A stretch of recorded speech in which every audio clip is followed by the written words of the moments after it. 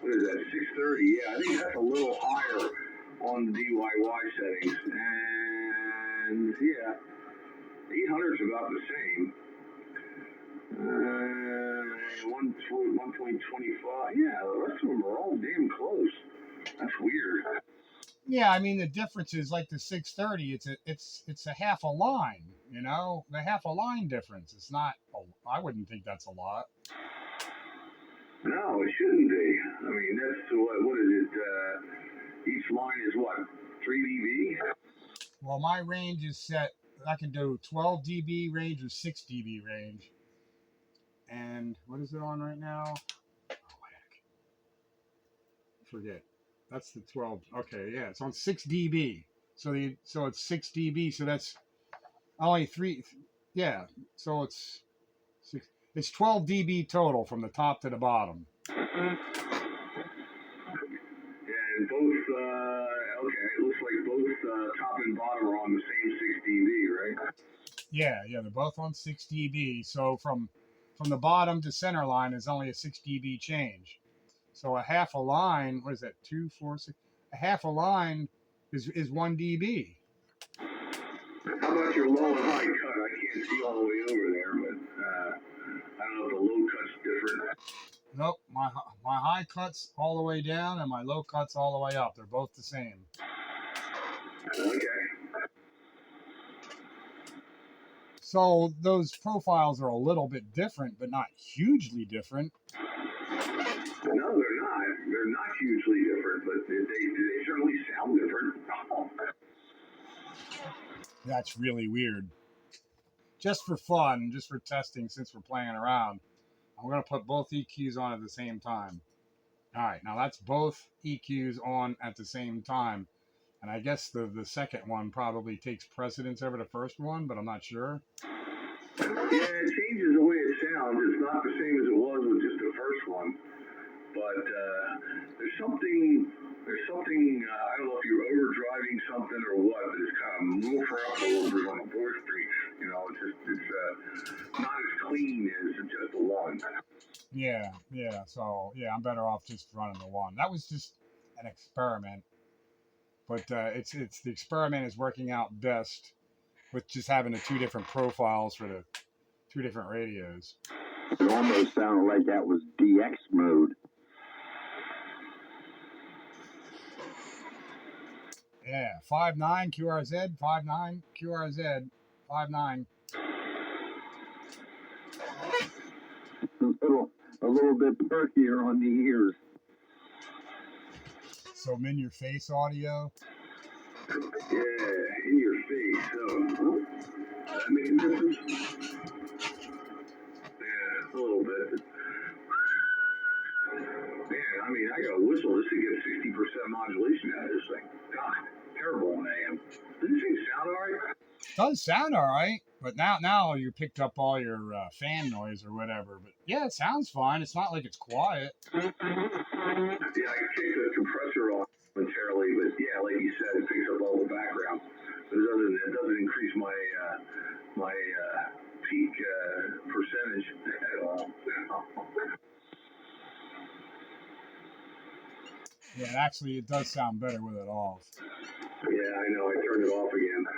There you go. I like that better myself. Yeah, much easier to listen to. Okay, well, here we go. Well, you can run your compressor, but if you do, I'm just going to run like this then. If you're going to run your compressor, I'm going to become Charger. Well, I mean, I can easily move this coax over to my Washington, and then we'll go head to head on that. Echo Wars on Classic Radio Roundup. Oh, yeah. At least my Echo is old school Echo. It's using a spring. Yeah, I did that once. I took a coffee can and soldered a spring to the end of it and stuck it over the head of the D104 and made it sound like that. Yeah, well, that's kind of what it's doing. It's a Pioneer reverb amp.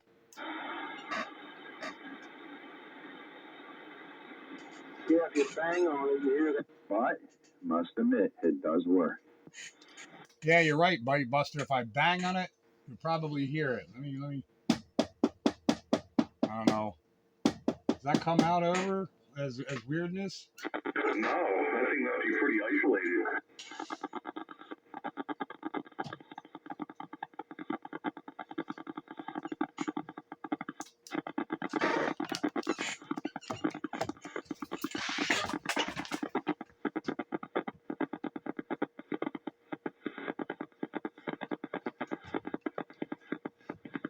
Oh, come on. You know, people would walk by the amps and hit it, and it sounds like thunder.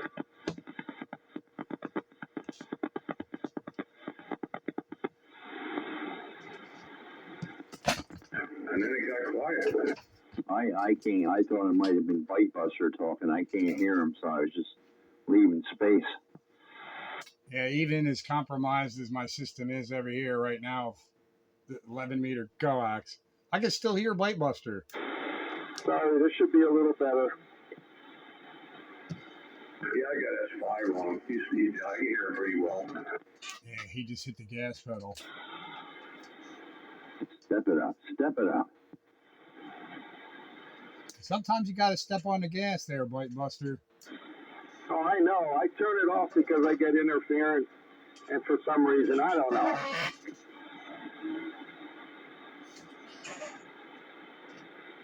What kind of interference you get by turning the amp on?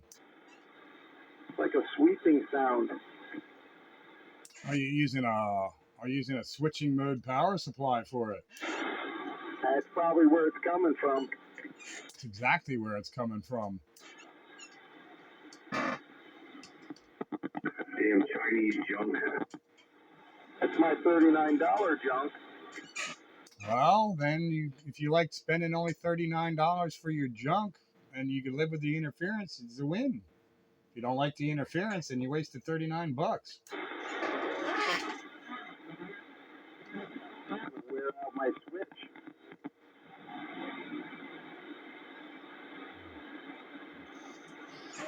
You need to hook up a relay to your transmitter so it turns on the power supply and the amp when you key up and turns off the power supply when you unkey, and then you won't hear it. Now that's a wonderful engineering solution. It'll be like sideband. No, it won't be like sideband. You just have a relay to fire up the power supply when needed and turn it off when you don't need it.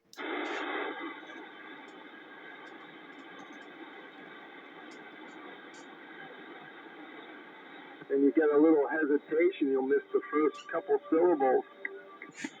Not if you do it right. No, it's just like keying up the amplifier, except you're keying up, turning on the power supply and the amp at the same time. Well, I don't see what the difference is.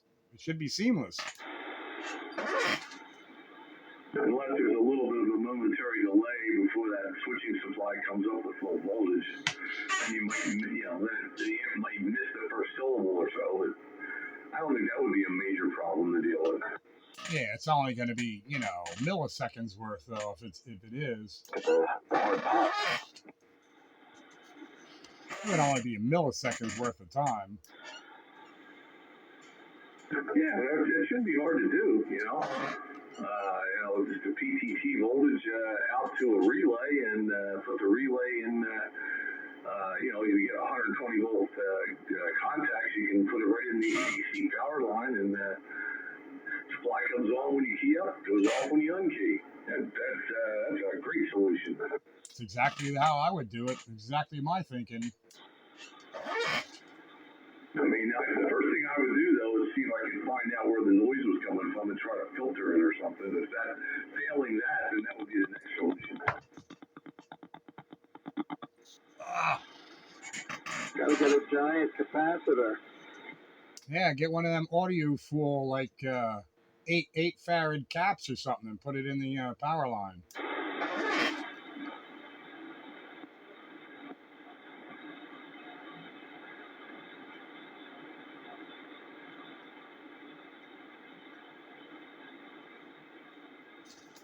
Are you using oxygen-free copper to supply power to your amp? I keyed with you. Are you using oxygen-free copper to supply power to your amp? Oxygen-free copper.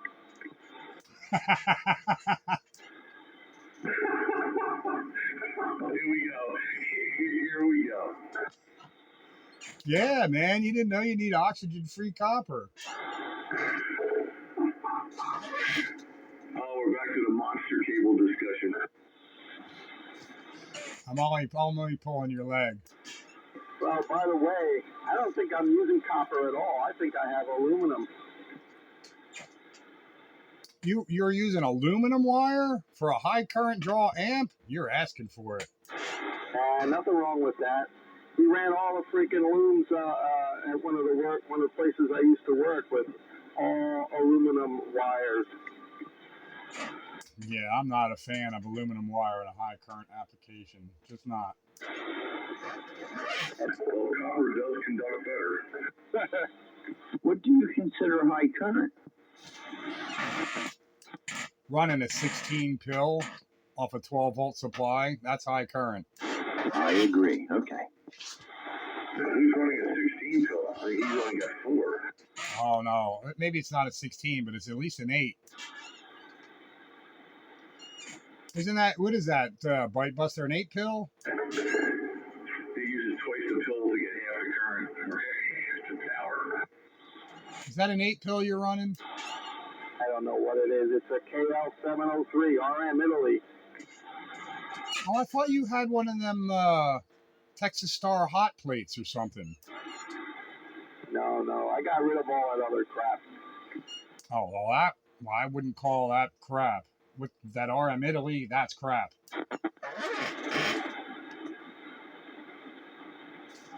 All them RM Italy solid state amps, they're crap.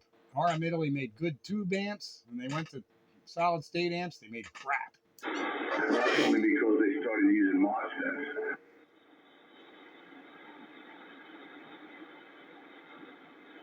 No, it didn't burn up.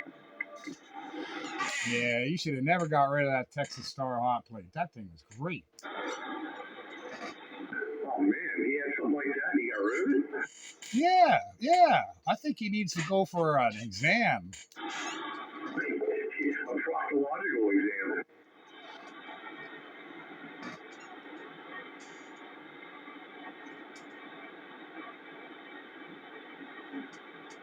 You really got rid of that Texas Star you had? Oh, whatever. Yeah, I got rid of a bunch of stuff.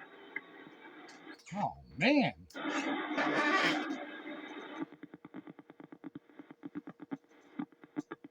Ugh.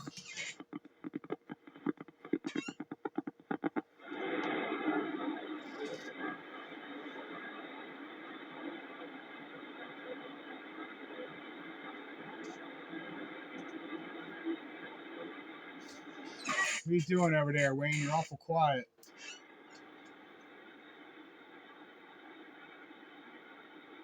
I'm just sitting around enjoying a adult beverage. Oh, 10-4. I was hoping you would be, because then I'm not drinking alone. No, you're not alone. Not tonight. Yeah, that's the best thing about Wednesdays. I get to stay up late, I get to play radio, and I get to drink. That sounds like me every night. Well, I got a few more years before I can do it every night. Oh, I understand. Roger. Yeah, but once you're that old, then you don't want to do it every night. Well, that doesn't seem to be Wayne's attitude about it.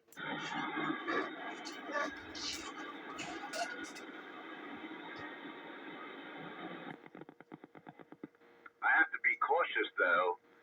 I only do like 2 or 3 shots every night.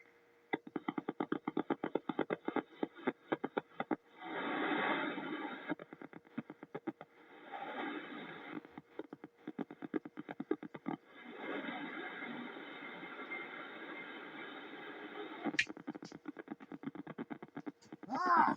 What is that?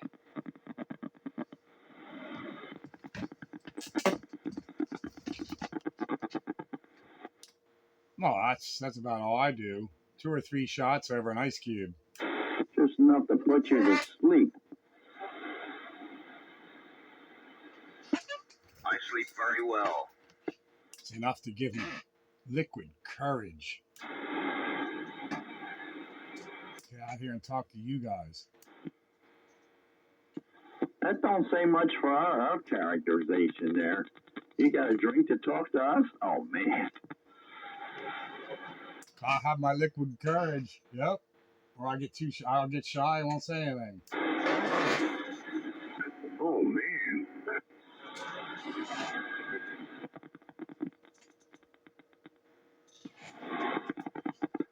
Yeah, but I also do a couple bowls along with those 2 or 3 shots. Now that'll put me to sleep. I can't be doing that right now. You're killing brain cells left and right. From 2 different agents. I'd be willing to bet that alcohol kills more brain cells than THC does. Well, either way. That's all right. I'm old enough to kill brain cells now. Yeah, it doesn't matter at this point, right? All the brain cells are going to be dead before long anyhow. There you go. What a good attitude. Yeah, so, you might as well enjoy your life. That's what I'm thinking too. I had all those years I didn't smoke or drink. Now I smoke and drink all the time. Making up for lost time. When you got to be the provider and run the straight and narrow and live life and meet goals. Well, now all those goals and provisions have been met, and now it's time to sit back and cruise and do what you want. Exactly. You'll enjoy it. I guarantee it. I don't know if I'm in a hurry to or not, because I think the wife will put me to work doing more work than I do at work. Yeah, I don't have to worry about that. The job after the job. Yeah, but soon you'll get new goals. Yeah, my new goals would be to get to the bottom of the honeydew list. No. There's nothing wrong with that. But I could probably drink and smoke while I'm working on the honeydew list, because she's not going to give me a whiz quiz.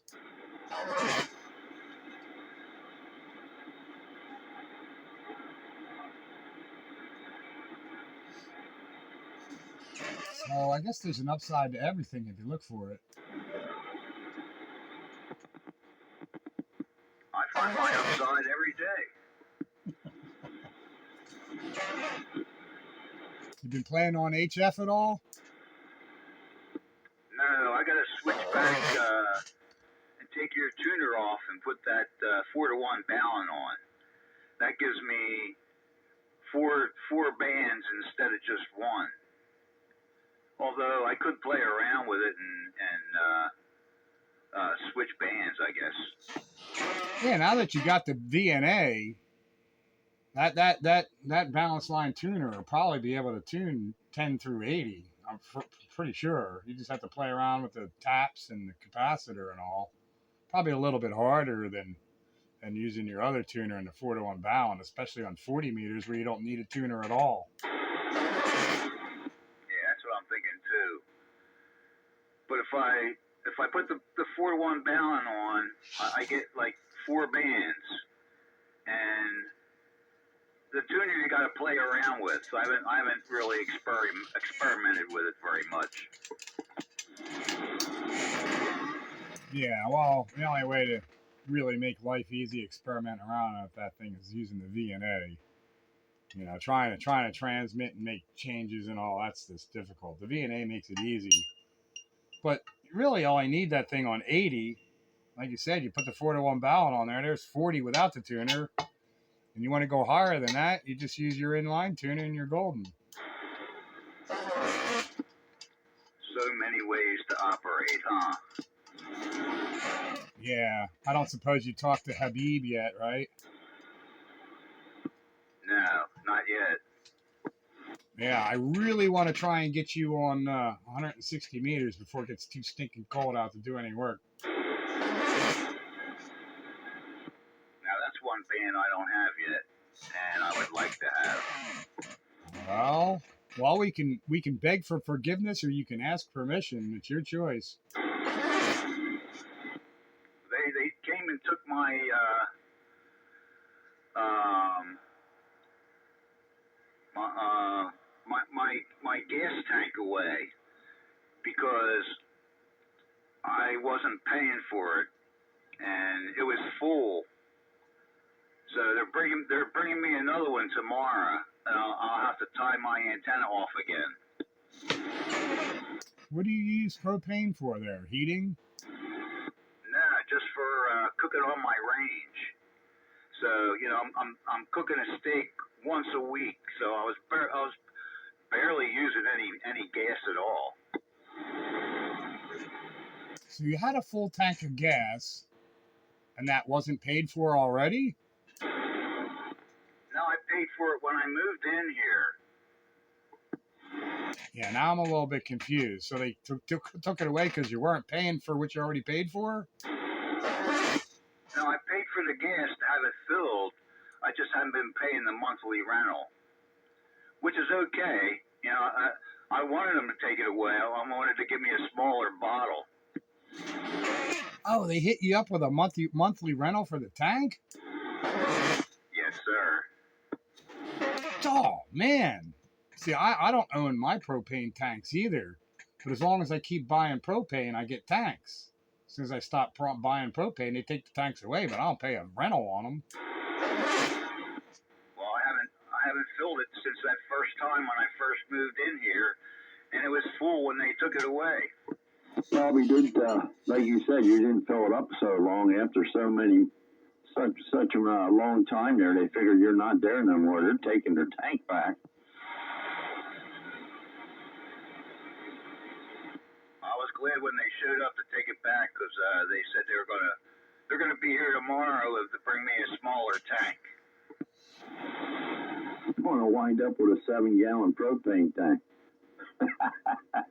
Because you don't use enough. No, I'm with Pete, though. They don't charge me a monthly fee either. No, they don't charge me a monthly fee, and I only use it for heating. So, like 6 months out of the year, I'm not using propane. I'm not making any orders. I get it filled through the winter as little as possible, but yeah, there's no monthly fee for it as long as I keep buying propane. Yeah, well, see, I have stopped buying propane because the tank was full and I wasn't using it up. So I'm glad they're bringing me a smaller tank. That's going to be better.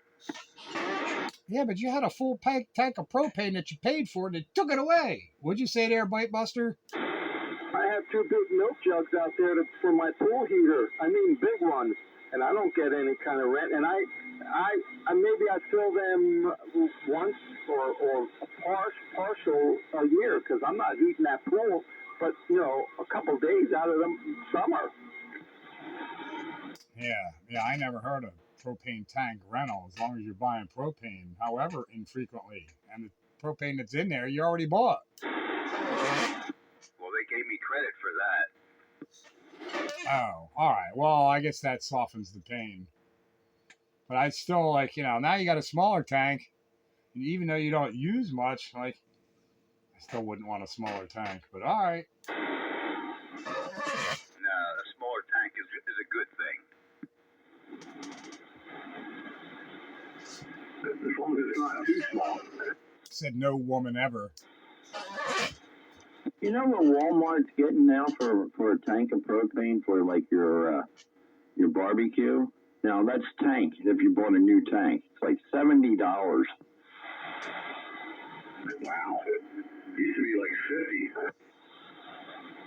50. It's crazy. It really is. They're nuts. How about if you just exchange for a full tank and you bring one? I'm not sure what they're getting. I'm not sure what they're getting for that, but they just had the price out there for, You're advertising $70 for a tank of propane. I don't know. I couldn't tell you what they're getting for a fill. When I had mine filled, it was probably close to $17. That's reasonable. Hard to break. Alright, Rooster! Countywide. alright, how's this voice sound? Voice sounds good here. Getting a little feedback there, Rooster. Hello, good evening. Oh, JR, Pete, Dave, yeah, turn the talk back down or turn it off. Yeah, now you can go to the township though and get a tank for nothing. Township building. Yeah, how's that work? But Douglas Township in Georgia, 73 there, they got like 10 or 20 of them. Don't give them to you. So it's like a quarter. Boy, that's different. Yeah, that's news to me. Well, people will drop them off. They want to get rid of them, and they just sit there. If you need some, I can go down there and get a couple of them. Yeah, but they got to have the up-to-date. Well, no, they don't either. Yeah, what you do, you just grab them and exchange them, like Pete said. You know, if the fitting's not up to date, so be it. Yeah, pick the ones that have the new ones on there. Yeah, and they've made that change several years ago now, so I'm sure the older fittings are kind of getting scarce at this point. Yeah, I got 6 of them 20-pound bottles. Just buying it after. Yeah, but they won't refill them. If you got the old fitting, they won't refill it. That's right. You can exchange them at Walmart there. You know what I mean? Just take. So they never check. They just you put them outside. And, you know, get another one.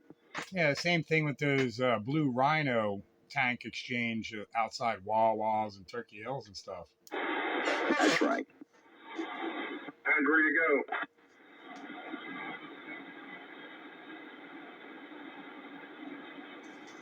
Yeah, they're building a Sheets down here in Limerick, right across the street from the Wawa. Don't you love it? About time somebody puts Wawa on their place. Yeah, bring back the gas wars. That's what I'm looking forward to, the gas war.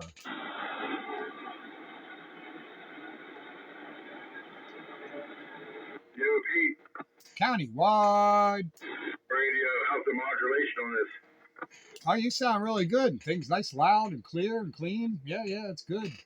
How do you like the audio out of my plastic rice box? It sounds good. 10.4. There's a whole lot of external audio processing going on and using my $12 condenser microphone. Yeah, I heard that. What are you using tonight, JR? I'm using the same mic you are and the SB Trinidad. So there you go. That's what I got going on.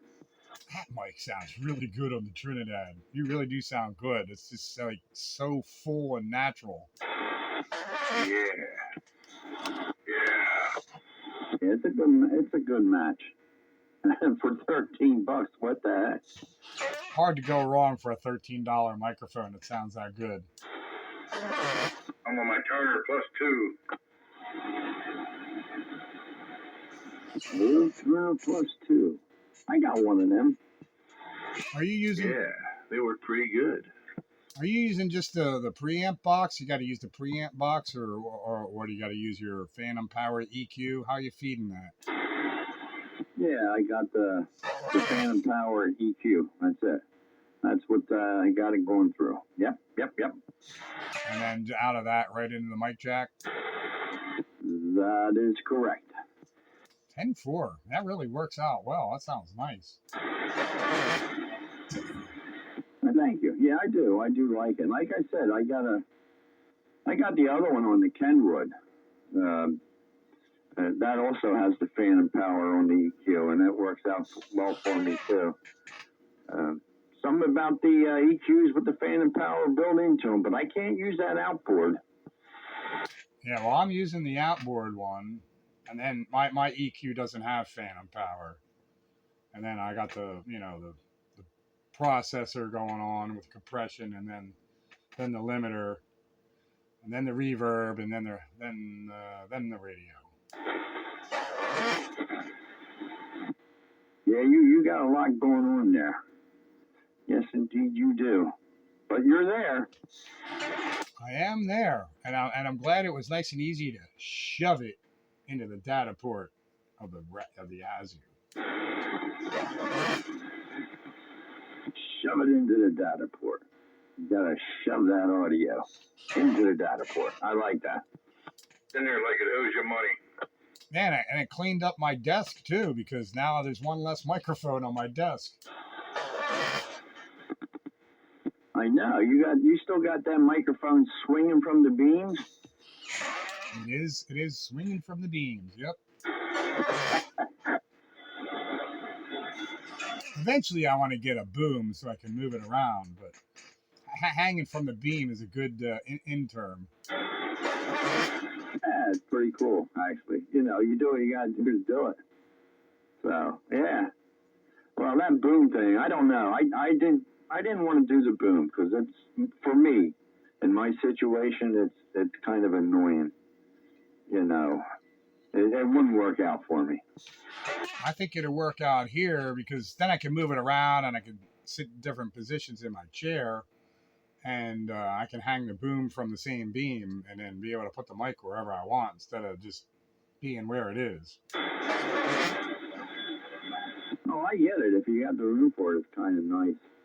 I just have 4 mic stands, that's all. The wife walks in here, it looks like, I don't know, one of those newscasts there when all the microphones they have standing around. She goes, "Why do you need all them mics?" I say, "So I can talk." Don't worry about it, dear. They're only $13. You do that with your foot, or how do you? Well, you know, you can never have too many microphones. Bite Buster, you need to step on the gas again. Nobody else can hear you. Perhaps there it was. So you came that with your foot, or what do you got, separate keys? Me? I just got a little toggle switch on a cord that I hold in my hand, and it's long enough to go wherever I want. I could do the foot switch thing, but I don't really want to do that. I kind of like the toggle switch in my hand.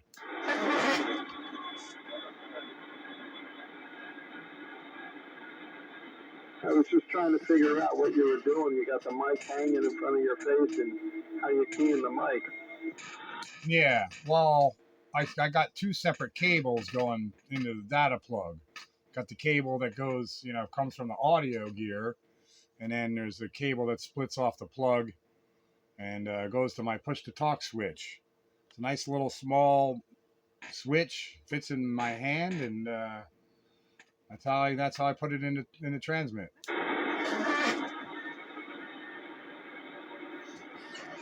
My audio is always live. When I key or unkey, the audio is still live. It only goes over the air though when I transmit. Right.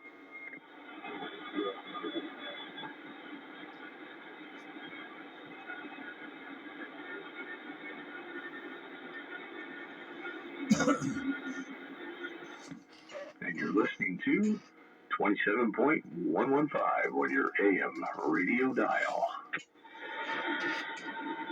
Where it might not always be classic radios, but it will be classic radio operators. On Channel 13, Classic Radio Roundup. And yes, I am on my Washington, and it is Classic Radio Roundup.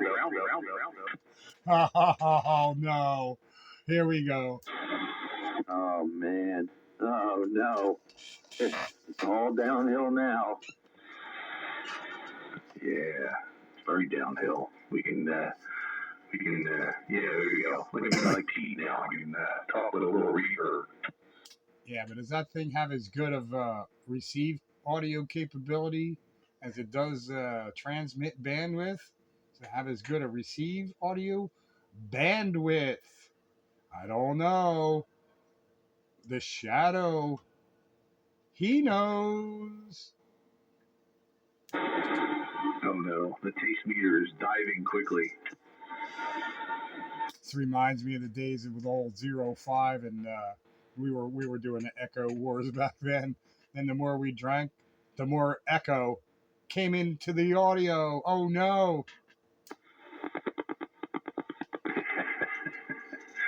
And to answer your question, though, I never bothered to wideband the receive on this radio, but I really ought to do that. You know, it would kind of make sense, you know.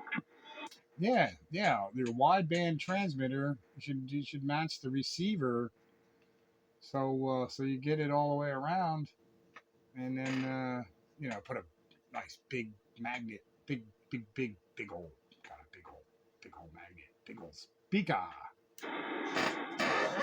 Yeah, well, I would probably just go with an external speaker like I have on the ICOM. I've got one of those bookshelf 5-way speakers, you know, and that's pretty good for fidelity. Yeah, that's probably good enough of a speaker there.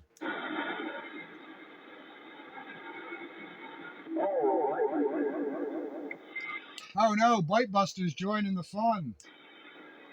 Oh no.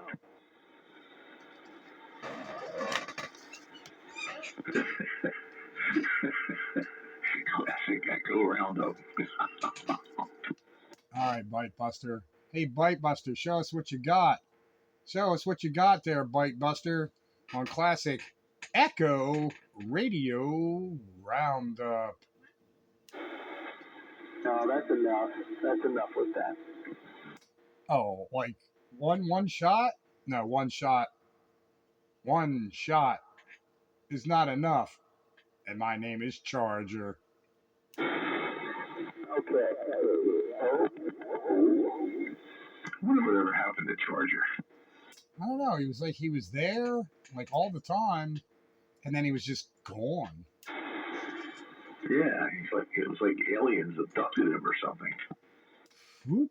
I'm out of here. I'm gone. Yeah, like I always wonder when people disappear like that. They're just there 1 week or 1 day and never to be heard from again. Yeah, like Loki, another one that just kind of disappeared. I figured I'd quick come back in the room here and tell you guys I'm eating dinner, and hopefully I'll catch you when I'm done. Late dinner? Why not? Oh yeah, I'd be starving at this point in the evening if I hadn't eaten dinner yet. I'd be like ready to die. See, all I had today was a few pieces of cut up chicken. I'm usually pretty good like that though. But I'll be back. Joker, before you go. See them. Yeah, I was wondering, do they make EQs with multi outputs? He wants a 4-channel EQ. 1 in and 4 outs, or 4 ins and 4 outs? 1 in, 4 out. That'd be a summing mixer. You'd actually, if you want to do that, you'd probably 1 in and 4 out. You might want to look more into like some kind of smaller mixer to do something like that. And the smaller mixer stuff back there. 1 second. I think my Lincoln's giving me issues again. I don't think so. I'd have to look into it. All right. Go ahead. Go fetch yourself something to eat. I just wanted to see if that was available out there real quick. Catch up with you later. Enjoy your meal. Roger that. Talk to you in a bit. I still say you stack two channel mixers on top of each other. Yeah, you can do that, but I wanted to see if I could avoid that. That's all. Well, some things just can't be avoided, like death and taxes. Yeah, I'm going to have to get me one of them KitchenAids. Or is it kitchen maid? Well, right now, Joker's doing the kitchen raid. Well, yeah, man. When you're hungry and you need food, you gotta make it.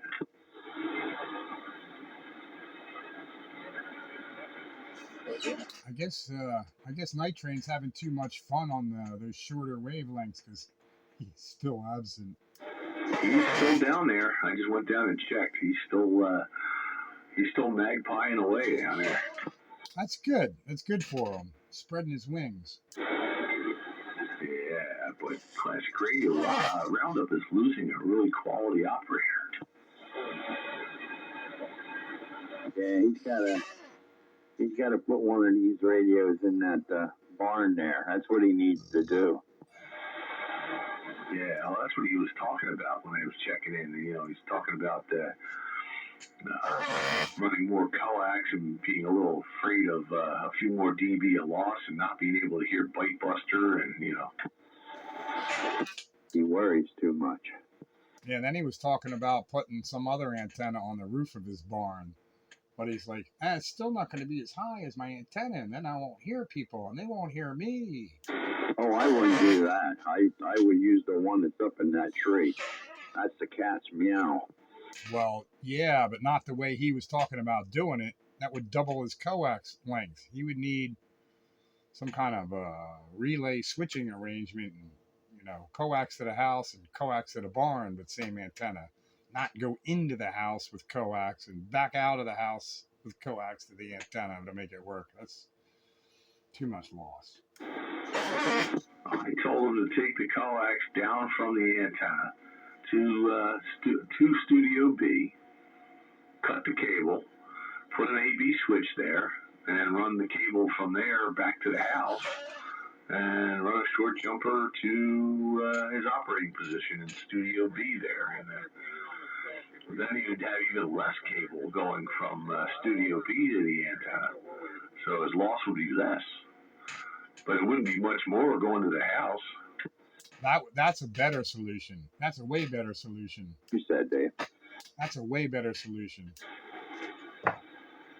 He's not far from the antenna where he is, in the barn there. I think I heard a breaker. That's such a much better solution, what you just said. I don't know why I didn't think of it that way, but I was sort of thinking of it that way, just not directly like you did. But that's what I would do. Yep. I told him to do that, and he was like, "Oh, yeah, maybe I will." And then he was like, "Well, maybe I'll put a start. He's got a startup radio in the box." And he said, "Maybe I'll just put this up here." I'm like, "Well, unless you can put it up as high as the other one, you probably won't get as good of a performance out of it." No, I like your solution. Antenna, coax to Studio B, a switch in Studio B, coax to his main station in the house. That's the best solution right there. Yeah, that's what I thought. And then his Studio B would be performing that much better on that antenna because he wouldn't have that, 80 to near 100 feet or more, probably 100 feet from Studio B to the house. You'd have all that loss eliminated. That's not much loss with that cable he got. No, but loss is loss. It's cumulative. Yes. Oh, it's not that bad then. Yeah. Still, any loss is loss. Oh, get out. All knobs to the right. Make it up. Stop your winding. That doesn't help you on the receiver. Receive amp. Stop your whining. Only if you're only getting advantage really if it's mass mounted. Listen to him. You're the female, aren't you? I'm telling you, like if you have a preamp in the shack and any loss in the line between the antenna and the shack, it's going to amplify. On transmit, it's loss. On receive, it's loss, but it's also noise in introduction. So you're amplifying that noise introduction. It shows up as noise on receive. Loss does. So you want to, if you're going to preamp it, you preamp it at the antenna for the full benefit. Absolutely A little bit of loss he got going on there. When he does that transfer from with the antenna to B to A, it's not that much of a deal. Not even worth talking about. Oh, it is if you're looking for every little dB. See, I came from the weak signal VHF, UHF world where a half a dB matters. Yeah, but see, that's the thing. On those frequencies, it's much more sensitive. Here down on this band, nah. Oh, I know that, but I still have that mindset. I don't want to lose any dBs. None of them. You are greedy. They're my DBs, and I want them. That are in between all your various pieces of mismatched feed line and anything else. Oh, I got a mess over here. You're absolutely right now that you think about it.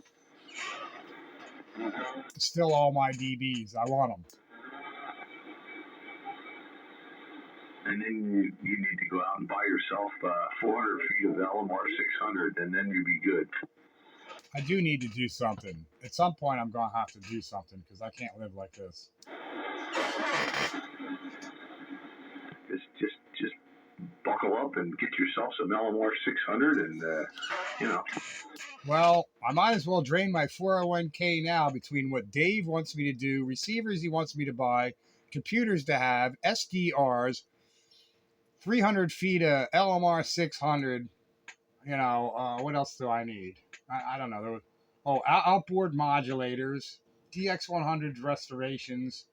He's growing a list for me. I'm like, dude, I'm gonna run out of money. You need to stop listening to him. He's like a drug pusher. I just heard Pete's last transmission. Where am I at now in this conversation? You're right about 507. He's like a drug pusher. Oh my goodness gracious!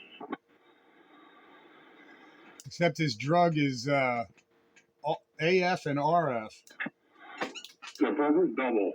He's peddling AF and RF. Yeah, stuff that you can't afford.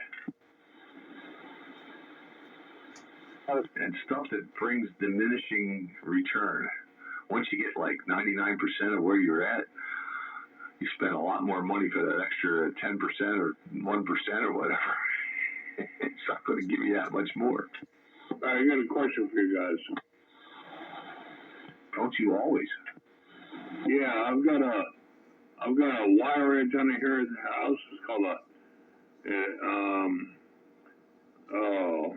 Cobra Ultralight Junior. It's got two 33-foot sections of wire that are shorted on opposite ends to make each wire 99 feet. I need you guys to check that out on the internet and let me know. How much have you been drinking tonight, Doug? Yeah, my radio turned off again. Can I extend it? Oh, no. The radio turned off again. That's bullshit. I need to know if I can extend those wires to 50 feet in order to get down to 160. Maybe your radio has a breathalyzer in it. I wonder if he's running a DIY with a mismatched antenna. I'm running an IMAX. Yeah, 50 feet of coax. Oh, that was an inside joke with Dave. Yeah. I like that sensor you put on the hand mic there. So Doug, let me get this straight. You got a 66-foot dipole. I've heard that name, but I don't know what the antenna is. But what I'm understanding is it's a 66-foot long half-wave dipole. Is that right? 99 foot, because it's three wires that are 33 feet long a piece. And they're shorted out on opposite ends. And it tunes from 6 to 75 meters. And I'm looking to take that down and put something up with instead of three wires, I want four wires at 50 feet. That way I'll get down to 160. Well, yeah, I don't know because I don't understand the configuration of the antenna the way you described it. But if you want to get on 160 with a shortened antenna, you can do it with an 80-meter doublet, a balanced line fed 80-meter antenna. So that's about 120 feet long, using 450 ohm ladder line, and use a balanced line tuner that will get you on 160 with a reasonable signal.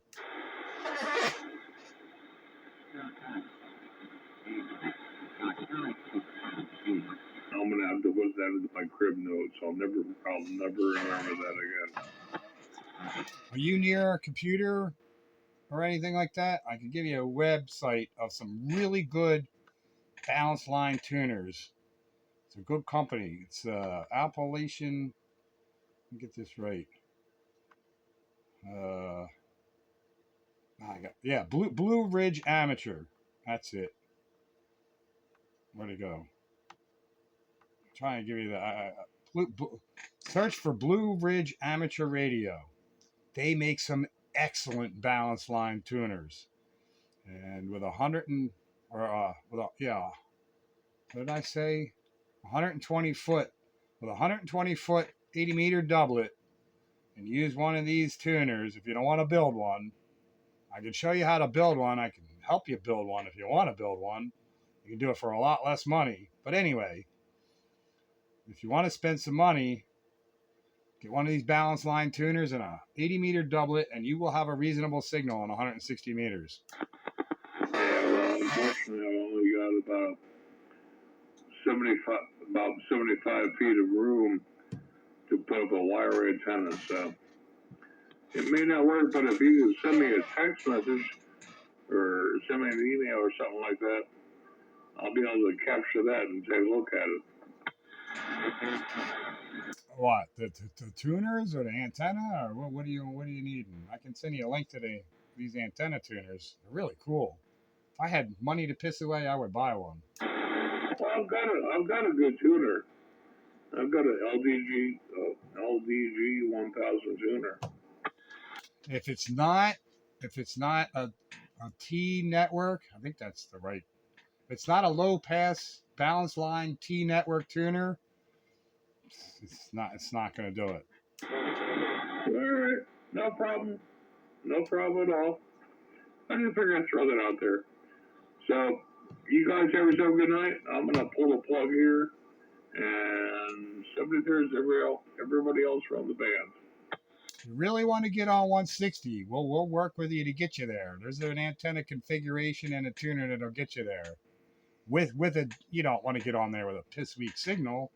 Just trying to maximize, shoving everything you got into the antenna that you can put up. So, well, we can talk more about it later.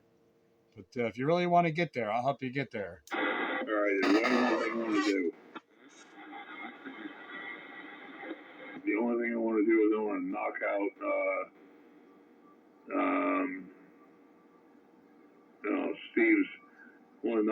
Steve's signal over there in Stowe.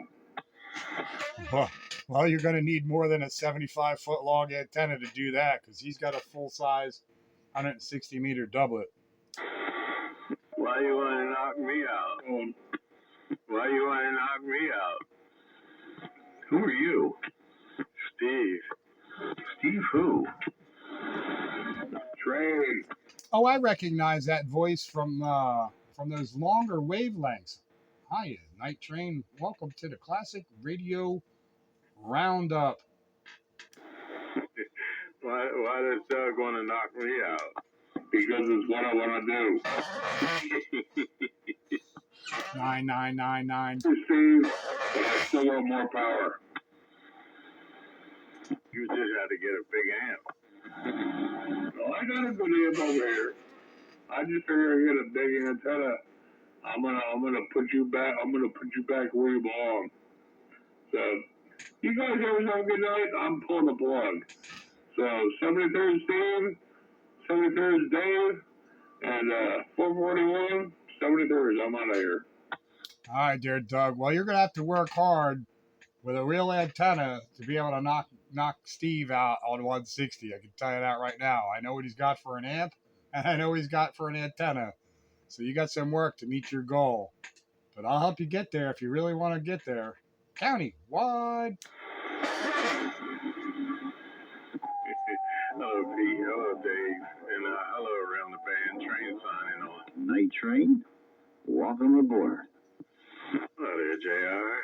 Hello, Dave. Hello, Pete. Anybody else out there? Train signing on Classic Radio Roundup with a tube radio. Bite Buster and Renegade are there. Hello, Bite Buster. Hello there, Renegade. Well, it's about time you showed up. I know Chucky and I got to talking. We caught up. We had a chance to catch up. That's what happened. I take it you were enjoying yourself on the longer wavelengths. Well, it was actually the conversation that I was enjoying. It doesn't sound as smooth as this.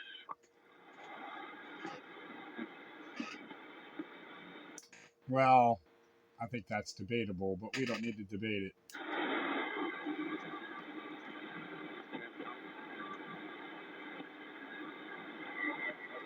I think the signal wavering is part of the appeal. I think it's cool. Don't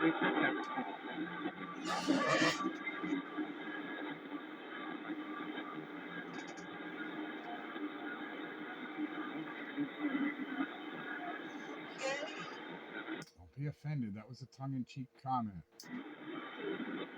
No, I didn't. Break Channel 13. Just wanted to pop in and say good evening to Mr. Night Train.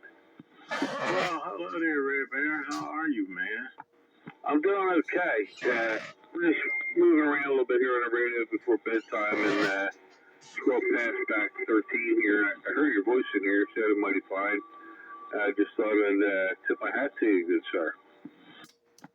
Yeah, I just wonder how you coming along with your health and everything. Are we moving forward?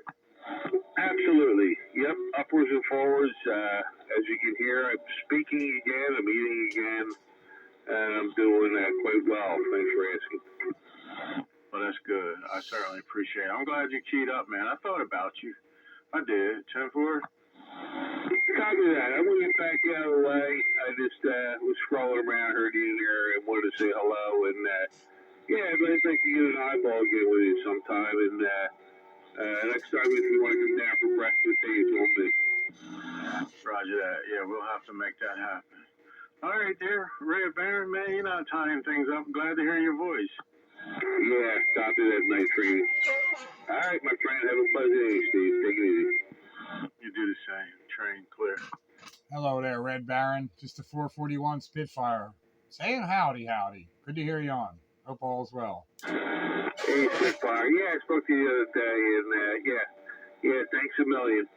I'm not on too much anymore, but, winter's coming, days are growing shorter, nights are getting longer, and I'll try to get on a little more often, and hey, thanks for the hat tip there. Have a pleasant evening there, Mr. Spitfire. Roger, Roger. Good to hear you on. Stop by anytime. Always good to hear from you. Take care, my friend. Red Baron from your countywide radio. Hello, Red Baron. Good to hear you in there. Glad you popped in. And yep, sounds like you're getting on there. So that's a good deal. Good to hear you in there. Old JR said that. Take care. Yeah, 10-4, JR. Thanks a million. Best to you and yours in the upcoming fall. Couple more days now. We'll be out of summer officially. Take it easy, gentlemen. Bye-bye. I'm going 73s now, 10-7. All right, Red Baron, 73s. You're right. The wife is getting anxious to rake leaves, to get the rake out and do leaves. Bless her. Catch you later. Take care. Yeah, just wait till they fall on the ground before you start raking them. I was asked to rake leaves when I was a young man, and I wound up hurting my shoulder because I started trying to rake them while they were still up in the tree. Yeah, but see, I let her go because she chases the squirrels and they won't eat my rope or my wire. Yeah. All right, Taylor. Have a pleasant evening, my friend. Take it easy. Okay, Red Bear. Take care. Good to hear you, my friend. 73. Night Train. Hey, Rooster. Yeah, I just wanted to say hello. Man, it sounds like the whole gang is here tonight. Thanks, Skyrider. Oh, Royce here. Hiya, Skyrider.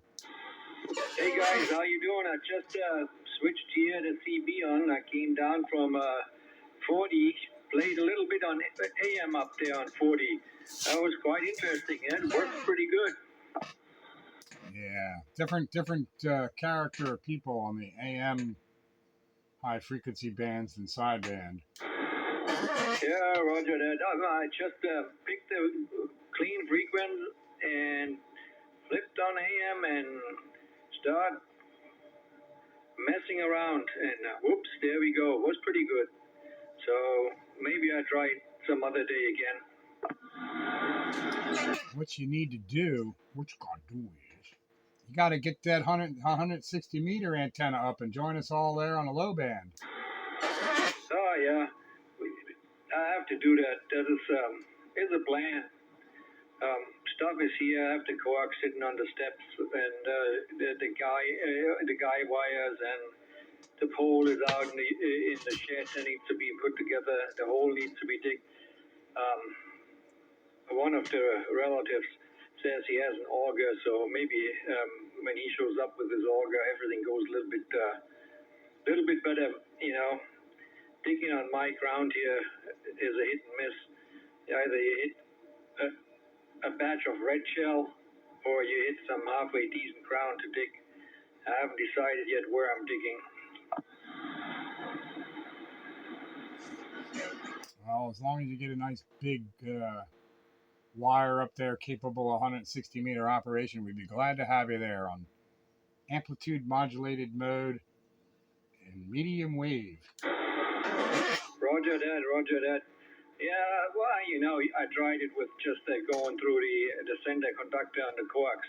That's a little bit iffy. You can't touch anything on the tuner. It tingles your fingers. Roger, it was iffy, but it was effective, and that was pretty cool. That was a fun night. That'll be one for the annals that I'll always remember. Yeah, roger that. You know, how would you say where there's a need, you can make it happen. You know, you can make it happen. I was even thinking if you, instead of using the sender conductor, if you use the shield, you know, but I don't know what fiddling you would have to do there to get make your shield your long wire. Well, actually, if you just short the two conductors together, the shield and the center, and we're able to connect that to this, you know, the center or one leg of if you got a balanced line output on your tuner, just put that on one leg, and then be sure to have a good ground on the other leg of the tuner, and that would work. Yeah, maybe. I just wait till I have the other antenna up and go from there, you know. And that's going to work. That's going to have to. It's 160 to 10 meters. You know, when you go into 160, the ladder line becomes part of the antenna, you know. And so far, so good. What I hear from people. Yeah, well, yeah, we got Steve there. JR is there. I'm there. Who else is there from here? We're going to try and get Renegade there. I don't know if we can get Sandbagger there, but I'm sure pushing for it. And if there's a will, there's a way. We'll get them there. You got another chance of seeing Elvis. Did you try that yet? Night Train? What is that stuff on? The 160. Oh yeah, I've been having fun on that thing. Yeah, roger that. Yeah, I have to. This weekend is nothing going to happen. That's my anniversary, so we're going to go away for a long weekend. But I have to see. Maybe one evening when the nights are cool, I can get my mojo going and start digging my hole. Roger that. Well, if you need a helping hand, let me know. Yeah, there's going to be a day when the whole mast has to go up. We probably need a couple of extra people, you know, just to lift it up and put it in the hole. That's right. Yeah, let me know. Roger that. Yep. Actually, you're one of the short notice guys. You're right across the hill there. Yeah, let me know too. I mean, if it's a Sunday, Monday, or a Tuesday, with some notice. Most of that I could be available to help out too. Yeah, Roger that. Like I said, it's not a crazy construction thing. You know, the mast is light. It's 3-inch PVC pipe. 50 foot, 60 foot. Well, it's going to stick roughly 55 foot out of the ground. Then with 6 guy ropes, all the side load is going to be taken up by the ropes, and the mast only has to hold up the center of the dipole. Yep, sounds like you're going down the right road to get things to happen. So looking forward to it. And if I can help out, just let me know. I'll do what I can. Yeah, Roger that. Yeah, I want to explore a little bit the 80 meter and the 160 meter bend. I can play on 80, but that's from here to Pottstown, and then maybe with good weather down to the shore or so, But however, 40 meter is actually working still pretty good with that vertical there. Yeah, when you get to 160 meters, you really need an effective antenna. There's a way to make a half size antenna work effectively, but that takes a little extra effort. But if you got a full size antenna at a reasonable height, and you got some decent power to pump through, you'll be doing fine. It's really not a band for half measures, and if you got to do half measures, well, you got to do other things fully. You know what I mean? Yeah, Roger that. Yeah, I think my amp is okay. It's not an amp for what would I say for 2,000-3,000 watt. But I can easily push 800-900 watts without even straining the amp. I'm not sure what it's going to tune up on 160, but I know on the bands in the middle, 20 and 40, that amp tunes up 20% over rated power. So, and that's a good thing. Well, then I can just pull it back, and be still clean and effective with it. Typically, the lower in frequency you go, the more power amps put out. But if you got a full size antenna and you can put out at least 100 watts AM carrier, that's 400 watts PEP, which sounds like you can do more than that. Minimum full antenna, 100 watts AM carrier, you'll do just fine. Oh yeah, now that's not a problem. I put out 300 watts, 300, 400 watts carrier on 40 meters.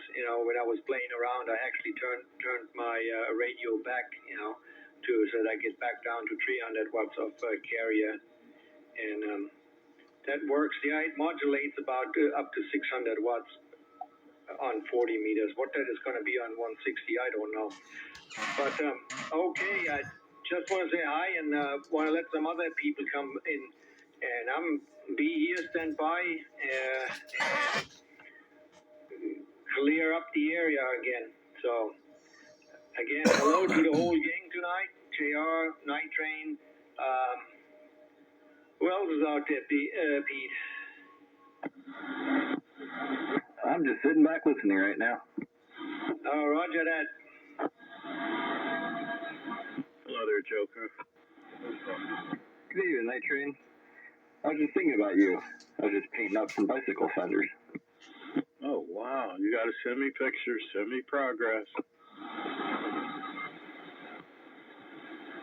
Yeah, give me 1 second. Let me find my phone. Joker. Rooster. Ah, there's the rooster. Sky Rider, Joker. Sky Rider, I'm out here listening too. Spike Buster still in there? Wayne orders. Hey, just for fun there, Sandbagger. Oh, who's having fun? Look up BlueRidgeAmateurRadio.com. Take a look at their tuners.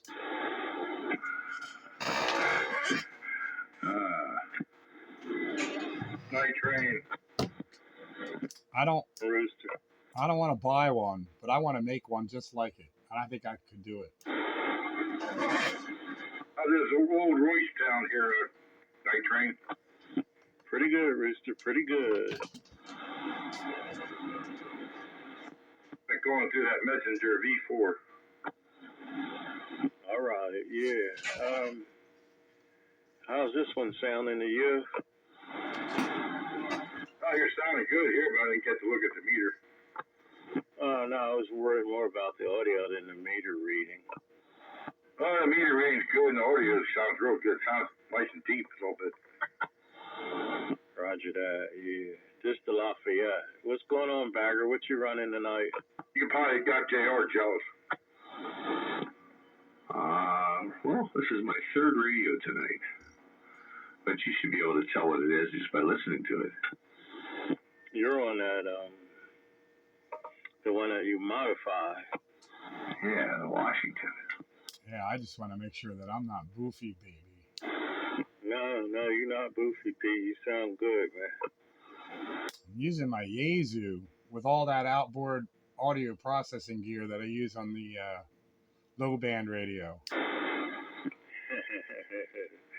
Yeah, I knew you was doing something, but I didn't know just what. Yeah, you like the way that sounds or what? Yeah, that's nice. It's good and smooth. But then I could screw it all up by doing nonsense like this. Breaker! You had to go mess it up. You know me. I can't leave well enough alone all the time. Say, Roger, Charger. Yeah, I wonder where is Charger and how's he doing? That topic of discussion came up earlier. Nobody knows. I sure would like to know. Now, as soon as somebody has too much echo, he's the first person that comes to mind. That's correct, because he has like a patent on echo. He was always over the top of the echo. A little echo is fine. I think I have a little reverb in there right now, just a little. But any more than that is too much. Yeah, and any effort to tell him to back it off, you usually just met with a gruff retaliation. Yeah, you certainly don't want to mess with an animal when he's eating. Or when he's echoing. Yeah, don't try and take the dog's bowl away from him while he's eating. You're going to lose a hand. Yeah. Pete, when you get a chance, can you send me the link to what Billy the Kid is putting down? I'm not sure I know how to send a link to that. But I can try. Yeah, I can. But if you can wait till tomorrow, I won't do it tonight because I'm doing my video gate and all that. But I'll be able to do it tomorrow morning. Yeah, that'll be fun. I think maybe I'll listen to it on the job. Yeah, what Billy did, like that was cool. I was listening to it live in real time, but there's like, a 20-second delay or so. So I'm trying to listen to myself kind of while I'm speaking. It was so distracting. Like, all right, no, I'm just going to have to listen to this later. Like back in the days of spew radio. Yeah, that's understood. Yeah, I was checking to see if Bite Buster was still in there. Bite Buster, are you there? I guess maybe he gave up. I think he gave up because there was a few times I heard him keying up in there and everybody else doesn't seem to be hearing him, but I'll check. You still there, Bite Buster, or did you quit? Bite Buster, where are you?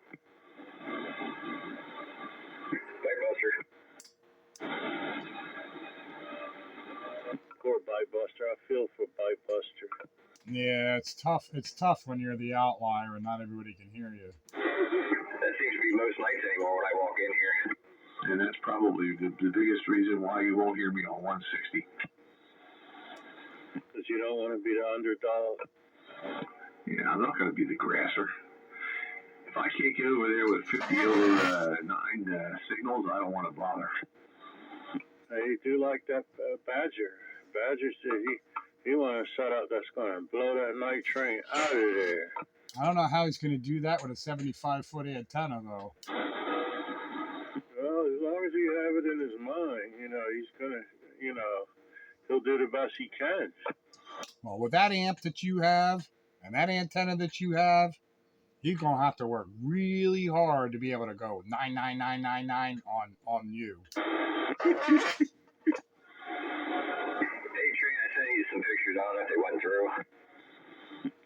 Joke, I'll check it.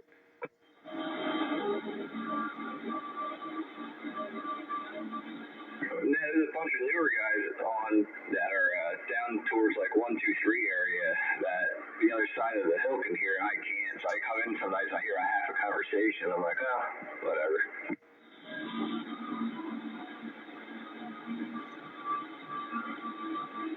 Time to get my vertical beam. Boy, you did a beautiful job on that. Hey, Joker, what is this for? Is this for you?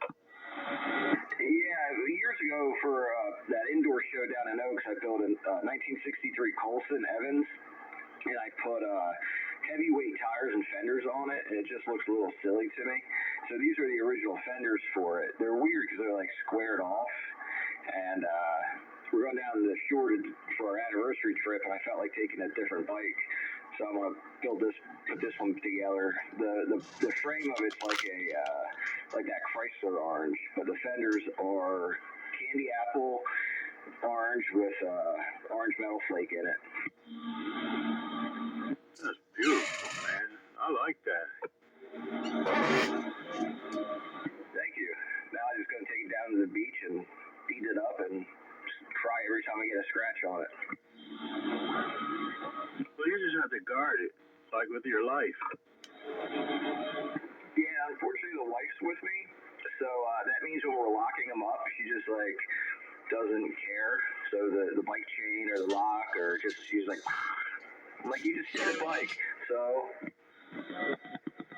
Well, I use blankets for bed spreads, or when I pack the bikes together like that. You got to worry about that sort of thing. I actually separate mine from my children's bike. I'm scared. Well, in transit going down to the shore, we take the van and I put them in the back of the van standing up, and the van seats, I use the tie downs in the floor to strap them all down. And I do moving blankets and pool noodles. I just don't want them, rubbing all the way down. But once we're down there and riding all week, they're in bike racks and out of bike racks and locked up like a dozen times a day. Yeah, so extra precautionary measures must be taken. If you could give me that in written form that I can give her, I'd appreciate it. Well, no, I can't give it to you in writing, but you just tell her the night train says so. Terms and conditions may apply. Specifications are subject to change without any prior written warning or notice. Well, not last year. I forget what year it was, but I painted these fenders for her one bike. Pink metal flake and everything. The first night, I think it was the first night, she dropped it off the curb and it just blew the sides of both front and back fender right off. That's right. I know. There's another remedy to it, Joker. There's another way to do this. Go down by myself? No. Do one up for her. Do hers up in green. And when it gets so nice and so beautiful, then she'll start worrying, and then you both could worry together, and then everybody will be on guard. No, that's what I'm saying. I always paint up a really nice bike for her, and I always keep, something nice. But like I said, a couple years ago, the first night, like I said, I painted these really cool-looking metal flake pink fenders for her. She just dropped the bike right off the curb, and it blew the paint off the fenders. Oh, no. She didn't do it purposely, though, right? No, that time it wasn't on purpose. Well, no time is on purpose, but, putting them in racks and stuff, she just doesn't have that caution like I do about vehicles and paint. That's right, yeah. Yeah, somehow or another, you have to get her to care. Once she cares, then you'll be two of a kind. Yeah, I'll let you know when that happens. Roger that. Incidentally, JR, thank you, man, on that bike rack. That thing really came handy. Good. Put it to good use there. Yeah, we got that back in the day when, took the family down there to the shore and all that good stuff. And yeah, don't use it no more. It's just sitting there. So yeah, good. Glad that you're putting it to use there. Yeah, man, and there was 5 of us Monday night on that ride, and we had let's see, 3 bicycles on the bike rack, 1 in the back seat of the truck, and of course Johnny Boy his on his rack. So yeah, we did all right. And then after that, we went out to dinner to make sure that nobody loses any weight on the bike ride. Isn't that the way? Yeah. Well, after you did that 10-mile hike there, and yeah, you went to maybe Red Lobster or something and put it all back on, and yeah, it's a vicious circle. It's a vicious circle, but that's all right. Good times though. It felt good for you, didn't it? It did. It really did, and it was a beautiful day. We did 16 miles, man, just for your general information. 16, man. We went down to Norristown and came back. Oh, now you're just bragging. You weren't brother and I drove my car. Yeah, and I felt it the next day.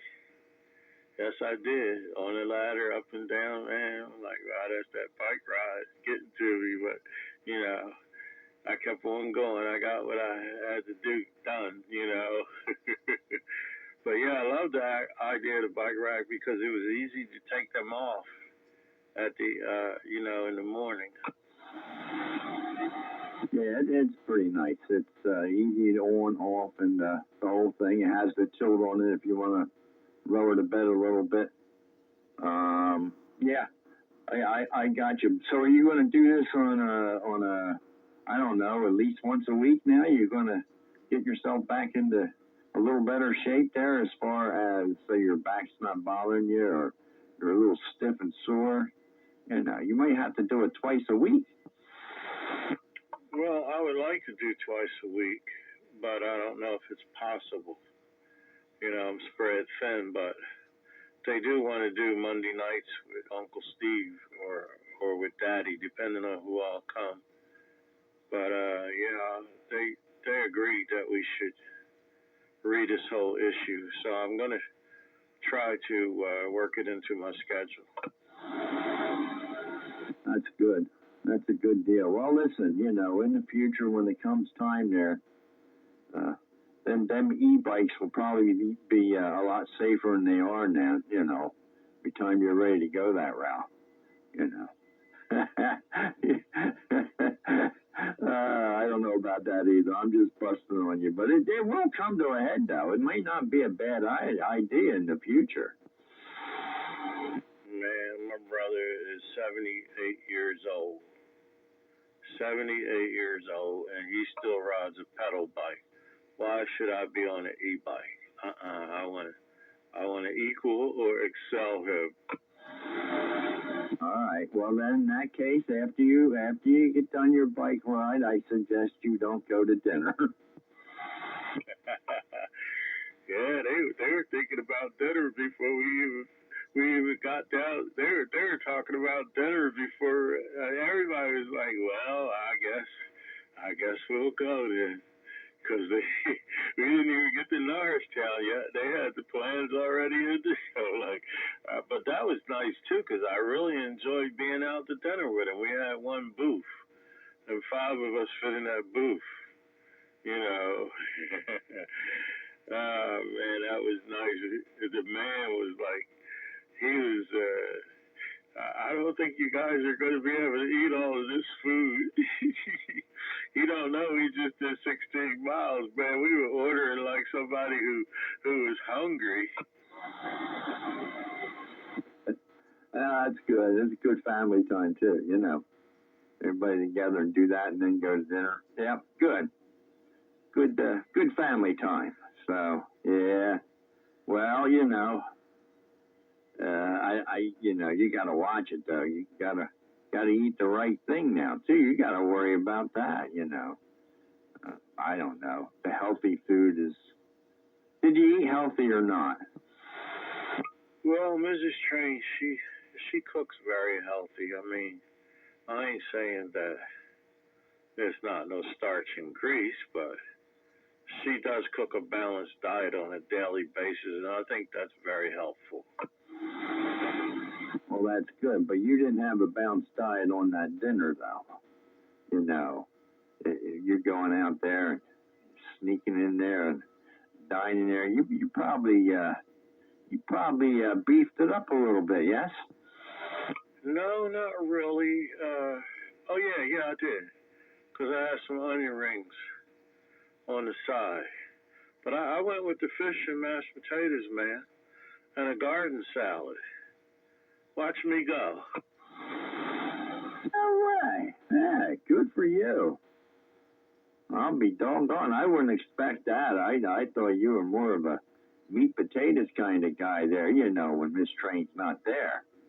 Oh, you know what? She might be listening. That's what it is. No, she sleep. She sleep. Yeah, boy. All right, so don't let me tie it up. I really appreciate that bike rack, man. And, yeah, we did have a beautiful evening, and I'm hoping to do it again. Well, that's awesome. I'm glad you liked it and it worked out for you. And, yep, have fun. Enjoy all that. That's awesome. All right, we'll catch up with you later. Roger that. Channel clear.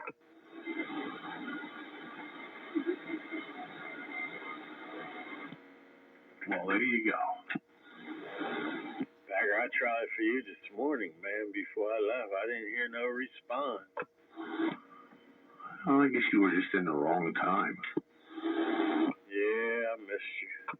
I was busy doing stuff, and I was in the Mobile when I went to lunch, but yeah, not a whole lot of radio time today. Hey, let me ask you, when you modified that radio to get that audio, does that also affect the audio coming in? No, I did not. I did not broadband the receiver. That's a whole different animal. Is it difficult? Shouldn't be. I just have to sit down and do it. Roger that, yeah. Yeah, I tried for you, man.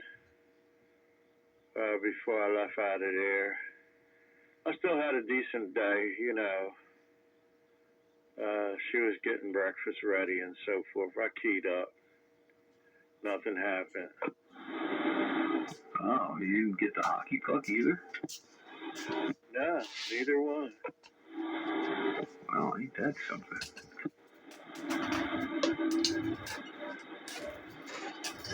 Guess it was just bad timing.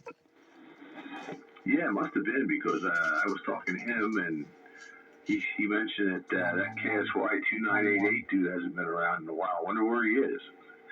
And I said to him, I said, he must be out on one of those rare instances when he's actually doing some work. Yeah, I had like probably 4 days. I'd say 4 days.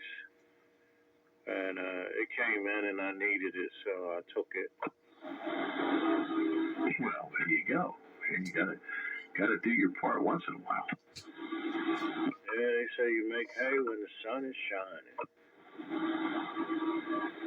Yeah. You can make a lot of things when the sun is shining. They're like a wire antenna. Yeah. Or a 3-element beam. I still gotta pull mine down. Balance line feeders. I think you're going to have to call an antenna meeting, dear Bagger, and get us over there, man, to make noise in your yard. Honestly, all I need is one person that's not afraid to climb up on the roof of my garage and just lift the rotor off the mast and just gently set it down on the side of the garage, and it's done. You can get JR for that. I don't think any of us old farts are going to want to do it. I'm going to need somebody that's a little younger. That won't be me. Both feet's on the ground for me. I did it before. I don't think I'm doing it again.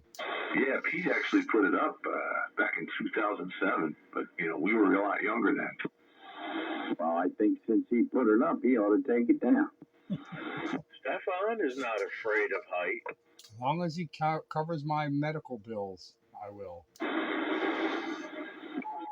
is not afraid of height. He took the bull by the horn. We're going to put you in one of them funny padded suits there with a helmet on. And then, you just got to get up there. You'll waddle a little bit, but you'll be safe if you fall. Just wrap me in bubble wrap. Just put your harness on.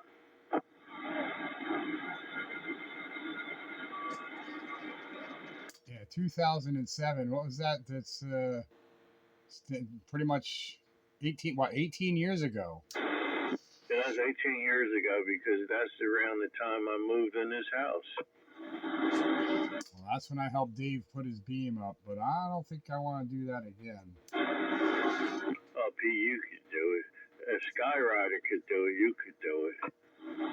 Yeah, I'm an old man. Skyrider, him and that girl, they were up there on the roof.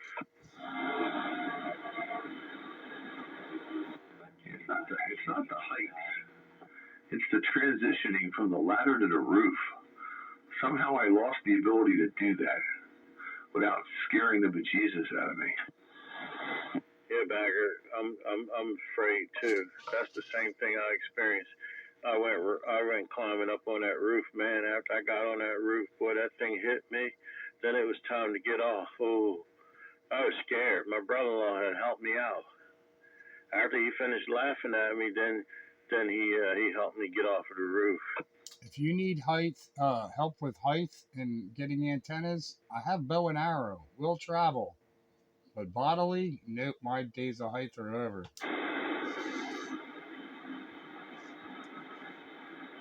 That's the bad news. Wayne, if you're in there, hello, man. I didn't hear you, Wayne.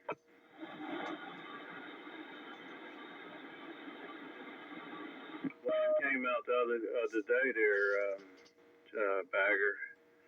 He came over, and JR and Pete. Yeah. I'm here, Night Train. I'm just in here listening. Roger that. How's everything, man? Everything's good here. That's good, man. Good to see you, man. He made it up to the barn. Yeah, well, Pete was driving, or I never found it. But you're on, your street is named after my last name. Yeah, how about that? Is that right? Yeah, don't say it over the air, though. We don't know who all is listening. Well, that's why I unkeyed. Roger, 99999. Those who know, know. That's right. I can never find my way back there. Well, I can put your address in my GPS and find it. But other than that, yeah. You have a nice place. And now you got a 160-meter antenna. I'm jealous. It's not my fault. Pete did it. Hey, Pete. Hey, and Wayne was very helpful. He held the fishing line spool while I re-spooled my reel. So Wayne was a lot of help. Well, I had to do something. He helped untangle the rope, too. We had rope tangles, too, that had to be undone. Couldn't have done it without Wayne. It would have taken longer anyway. JR called you, Pete. I'm listening. Yeah, he treats me like a redheaded stepchild. Hey, I was listening to Billy's feed there. You sound pretty doggone good. I think you'll be happy with it. Yeah, I want to listen to it with some, what's the word I'm looking for? I want to listen to it tomorrow with some concentration on a decent speaker and see how it sounds. But I'm glad you think so, because it was some effort involved in getting things where they are finally. So it's a matter of the balance line fed antenna, the antenna tuner, all that helped, and then having good audio to feed through all that. Yeah, it was a worthwhile road to travel. It was kind of initially more than I wanted to deal with, but once I got there, it was worth it. Yeah, you sound good. Dave sounds, like when he first started out, I don't know. I don't think he had it all going on. But like in the middle of the feed there, I zooped up there when he had a good signal going to Billy. Yeah, Dave sounded good too. I even heard you in there, Train. Yeah, but I didn't sound like them guys, man. Yeah, but you don't sound bad. You really don't. It sounds pretty good. You're not that far off. And Dave sounded bad in the beginning because he was in Studio B with nothing more than a plain old rice box. All right, well that would explain it then. All right, so it's not my ears. No, Train, you don't sound bad, but you're not in the game there with them guys. I'll tell you like it is. Yeah, y'all had to give me time, man. That's I got to wallpaper a bathroom or something. But you sound fine. It does. It sounds good. But it was interesting. I wanted to see. And yep. So there you go. You'll enjoy the live feed tomorrow, or the feed. I understand, Drain. I understand. You gotta start somewhere. It's getting you there is the thing, and then you just travel the road. You'll get there, and it really does for a first start. You sound pretty good. I would not be ashamed of sounding like you're sounding. Well, you know what? When we used to do the snug walk, we didn't have that kind of problem. I had the same radio, same microphone, everything was cool. There was no hi-fi audio, man. Everybody was friends and everything. Now, There's something about getting on that medium wave with all that space that just, running AM. It just sort of demands the best audio that you can put together. I know what demands the best audio. It's that 5/7. He provokes it. That's right. Yeah, like Sandbagger hit it earlier. He's like your drug dealer, He'll give you a little bit of drug. He'll give you a taste of the drug, let you sample the drug, and then you wind up liking the drug, and he gives you a little more drug. He's like he's the AM audio drug dealer. Or how about this for an explanation? Putting the carrot in front of the donkey. He's a drug dealer. He's right. Bagger got that thing right. And Pete hooked. That's right. Yeah, but now I got my fix. I got my fix now. Until he tempts you with the next thing. Oh, he wants me to that DX100 that I have. He wants me to just get the VFO and the finals working, and outboard audio feed that thing with an outboard amplifier. Yeah, he knows how to make that happen, you see. Because he's got Billy the Kid set up like that. Somehow or another they inject that audio from another source. That's the reason why he sounds as good as he do. I don't think I'll go that far. Yeah, they use higher end stereo amps, and then they transform it, however, to plate modulate some external stereo amp. Roger that. Turn some of your echo out. Pete, how do they get the voltage down low enough to run it into those systems? They're using I know Dave is using toroidal transformers. I don't know what Billy's using, but they're using transformers. Take a commercial stereo amp, hi-fi whatever stereo, and they're using that for their modulator. So that's how they're doing it, and they're feeding that in. Roger that. Well, maybe you won't have to do that with the you know, with your amp and everything. I mean, 'cause you sounding pretty good and you're transistorized. And you're doing all right.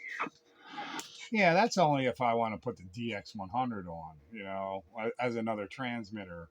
No, I'm fine. I'm set up for my solid state transmitter, but if I want to fool around with that DX100 at some point, you know, I'm gonna have to try the Dave route. I'm in no hurry to go down that road. I may at some point, but you know, that's a whole nother project. Gotta get your fix, man. Gotta get the fix. Yeah, well, my DX100, I'll put the mall down on y'all and another band altogether, somewhere up on I don't know how many meters, man. I'll get everybody. 99999. Yeah. Anyway, it is now 23 minutes past the big hour of 10 o'clock, and it's about time for me to say goodnight. So, everybody out there in Radio Land, have a good one. Classic Radio Roundup. There we go. Bagger, I should have got a radio check from you on this Lafayette, man, HB444 before you left. Well, it sounds excellent, man. Very good.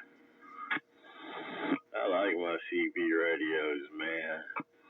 Yeah, so do I. That's why I'm here and not there. That's neither here nor there. All right, Bagger. Catch you later. Have a good night. And see you when we see you, or talk to you when we talk to you. Good night there, Bagger. Good fun and another classic radio roundup. Countywide radio. Catch you there, Dave. Have a good night, Dave. I think I got stepped on. Good night, Dave. You even got Dave using his echo. Good grief. Oh, man, what is the world coming to? Holy moly, holy. That's awful, Pete. You even got a charger beat. What is the world coming to when everyone uses their echo and drives everyone crazy?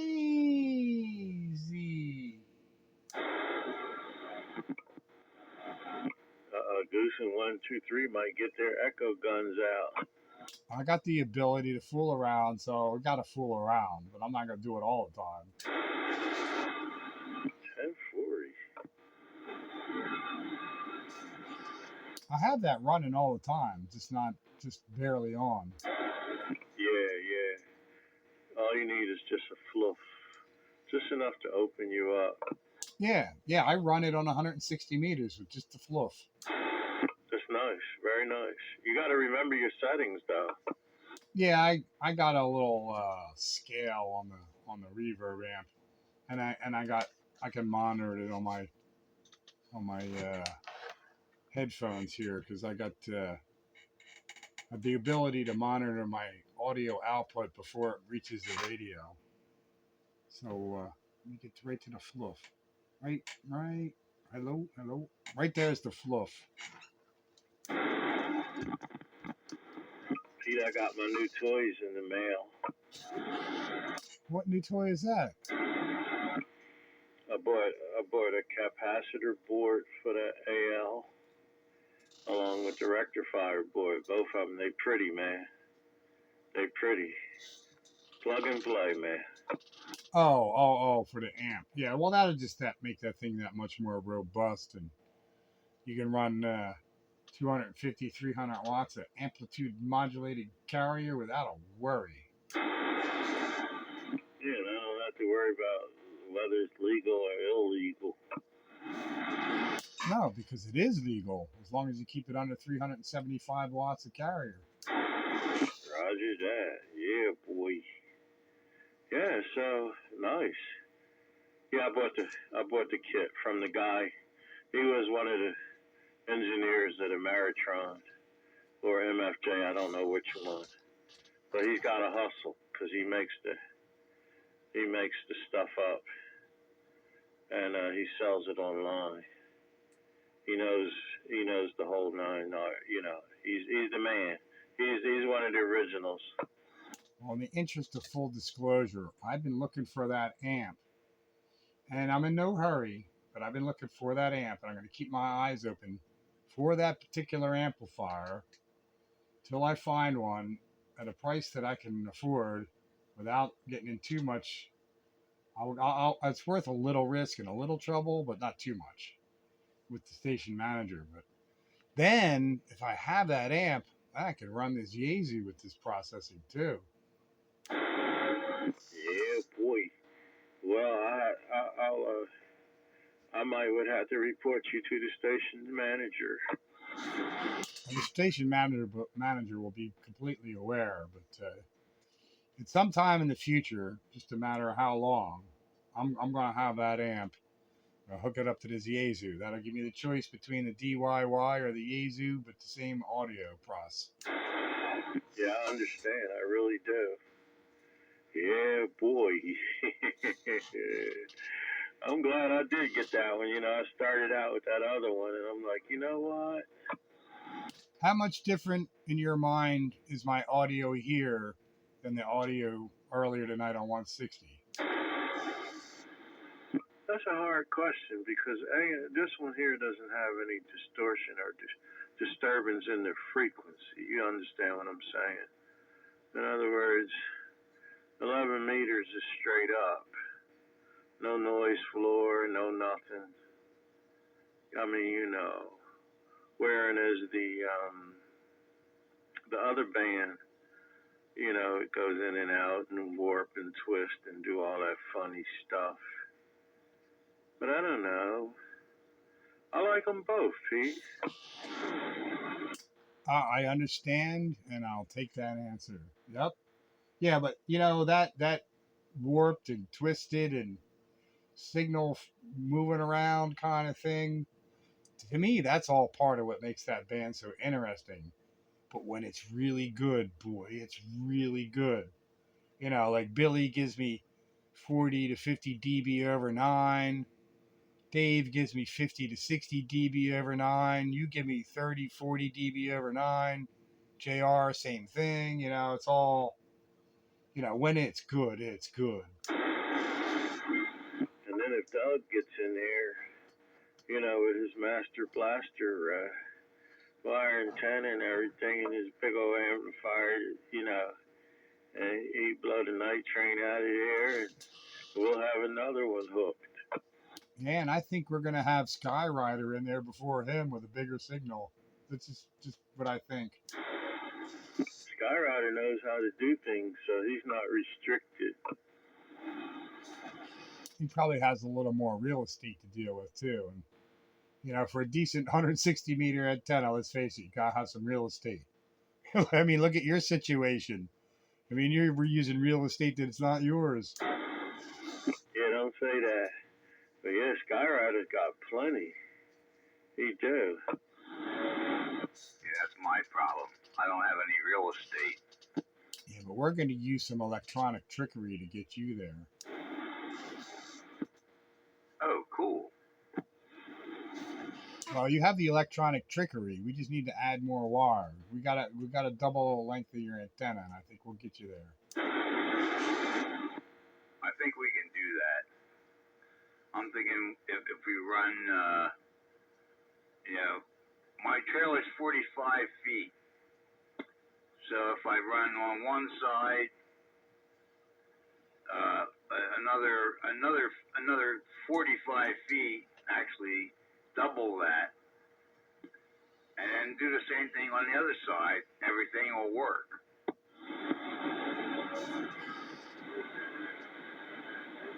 Yeah, we get Wayne in there, and then Bagger in there, and who else? I think Bagger's going to be the hardest one to get there. I think Bagger would like to go, but I think he had restrictions from the station supervisor. But then again, he might just, he might be restricting his own self. She might not even care. I know his station manager, and that's his restriction. If he can fly under her radar and figure something out, he'll get there. You could build her a new clothesline. Yeah, another dog run. There you are. Pete, do you think something like that could be run a little bit above the earth? It's gonna work, but it's not gonna work as well as something higher up. But a lot of guys on 160 run antennas like 5-6 feet off the ground as a receive only antenna because it knocks out a lot of noise, but they don't use them for transmit that I know of. Roger that. Yeah, that's going to be my problem. I could run two 45-feet sections on either side of my trailer and gain an antenna length, but they'd be low to the ground. That's why we need to use those 2 light poles there, Wayne. We use those 2 light poles. It'll be up high enough, and I think it'll be enough wire with your tuner. You got the magical tuner. Yeah, I know, that's the problem. I have a magical tuner. Lee, what kind of tuner you got?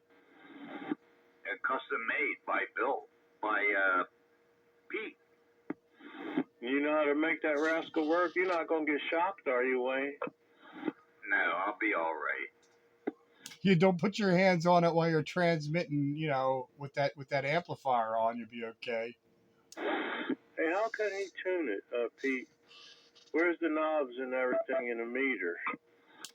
The meter is you tune it with the VNA. You use the VNA to tune it. His tuner is the same as my tuner, just using a little bit different material, but it's essentially the same design as the tuner that I built, and has alligator clips that you two different coils, and you take these alligator clips and you tap the coils in different places, and then there's a variable capacitor between the taps on the coils and the tuning of the capacitor. That's how you get your SWR. It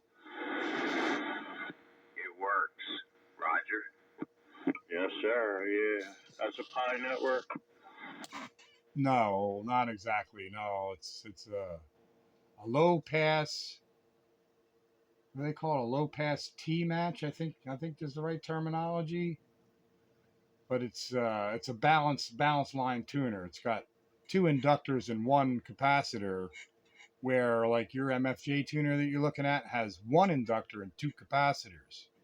This has two inductors and 1 capacitor. All right, so it's a different configuration.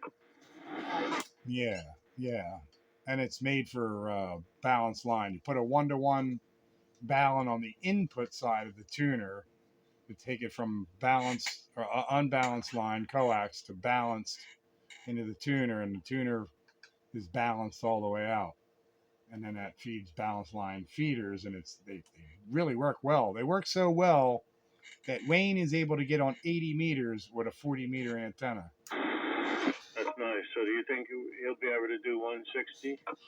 If we make his antenna longer, it's got to be twice as long as it is now. Roger that. I'm all up for that, Roger. We'll get you there, Wayne. If I can, I can make it happen, but I'm gonna have to, add some wire and figure out where to string it. But we'll get you there. I'm determined to make it happen, just because I want to see it happen. I want to get there, and I'm not going to rush to do it, but I want to make sure we get it done right. I see it as a challenge to overcome, and I want to see it happen, and then that'd be cool. That will prove out that tuner. I mean, that tuner's already been proved out, but it'll really prove that out. Like, you could live in a trailer park with no lot, but you can still get on 160 meters if you do it right. That's what I'm thinking too. All right.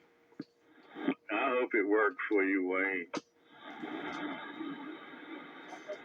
I'll bet that antenna would tune up on 160 meters now. I bet you could find taps on that tuner to get on 160 meters. I just don't know how effective that it would actually be.